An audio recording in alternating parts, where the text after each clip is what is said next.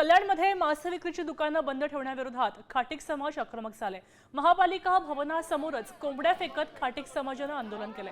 15 August रोजी chicken आणि मटण विक्रीची दुकानं बंद ठेवण्याचा निर्णय महापालिकेने घेतला होता, ज्याला सगळ्याच स्तरातून विरोध करण्यात आला। मात्र तरीही निर्णय न बदलल्याने अखेर खाटीक समाजाने आंदोलन करत महापालिकेचा निषेध केला।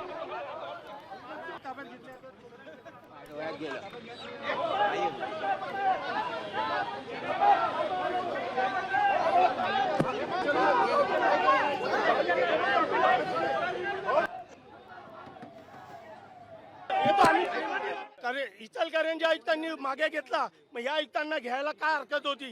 प्रत्येक वेळेस आमच्या समाजावर अन्याय होतो, आमच्या स्वातंत्र्यावर झालाय। प्रशासनाचा कुठेतरी आडमुठेपणा आहे आणि मला असं वाटतं की भाजपच्या दबावाखाली, भाजप सरकारच्या दबावाखाली हे बंदी त्यांनी आणली आहे। आजूबाजूच्या कुठल्याही महापालिकेत अशी बंदी नाहीये। आज खाटीक समाज जो आहे, आज खाटीक समाजाचा त्यांना न्याय मिळत नाहीये आणि या प्रशासनाच्या विरोधात आम्ही हे कोंबडी सोडा आंदोलन करीत आहोत। आता isakal.com आहे देशातील नंबर 1 ची मराठी न्यूज वेबसाईट। प्रत्येक अपडेटसाठी isakal.com ला नक्की भेट द्या।